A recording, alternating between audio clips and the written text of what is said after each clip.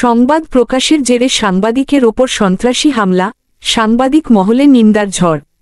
রাজশাহীর দুর্গাপুর উপজেলার শাহাবুদ্দিন ও ইসরাফিল নামে দুই গণমাধ্যম কর্মীর উপর সন্ত্রাসী হামলা চালানো হয়েছে। সংবাদ প্রকাশের জেরে পূর্ব পরিকল্পিতভাবে এই হামলা চালানো হয়। ২৬শে এপ্রিল শনিবার বিকাল ৫টা ৩০ দুর্গাপুর উপজেলার পাচুবাড়ি এলাকায় ২০ থেকে ২৫ জন সন্ত্রাসী এ হামলার চালায়। হামলার শিকার দুই সাংবাদিক হলেন দৈনিক বাংলার দর্পণ পত্রিকার সম্পাদক শাহাবুদ্দিন ও রাজশাহী টাইমস পত্রিকার সম্পাদক ইসরাফিল। এছাড়াও তারা অগ্রযাত্রাসহ অন্যান্য পত্রিকায় কর্মরত আছেন। শাহাবুদ্দিন ও ইসরাফিল রাজশাহী বরেন্দ্র প্রেসক্লাবের সদস্য। ঘটনার পরপরই নিন্দা ও প্রতিবাদ জানিয়ে বিবৃতি দিয়েছেন ক্লাবটির সভাপতি শামসুল ইসলাম ও সাধারণ সম্পাদক রেজাউল করিম। জানা যায় যে মোটরসাইকেল যোগে সাংবাদিক শাহাবুদ্দিন ও ইসরাফিল রাজশাহী থেকে কানপাড়া হয়ে তাহেরপুরের উদ্দেশ্যে যাচ্ছিলেন।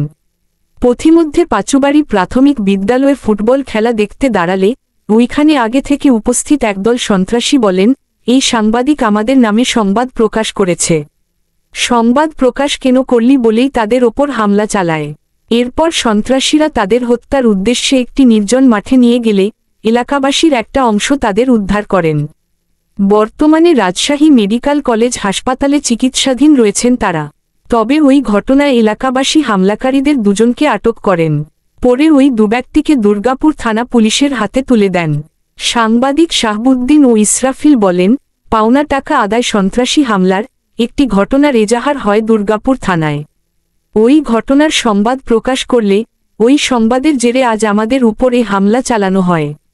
উক্ত ঘটনায় তীব্র নিন্দা জানিয়েছে বাংলাদেশ সাংবাদিক সংস্থার বাসাস সিনিয়র ভাইস চেয়ারম্যান ও রাজশাহী বিভাগীয় প্রেসক্লাবের সভাপতি এম এ আরিফ, জাতীয় সাংবাদিক সংস্থার রাজশাহী বিভাগীয় কমিটির সভাপতি নূরে ইসলাম মিলন, রাজশাহী মডেল প্রেসক্লাবের সাধারণ সম্পাদক ইমদাদুল হকসহ রাজশাহীর বিভিন্ন প্রতিষ্ঠান ও গণমাধ্যম কর্মীরা।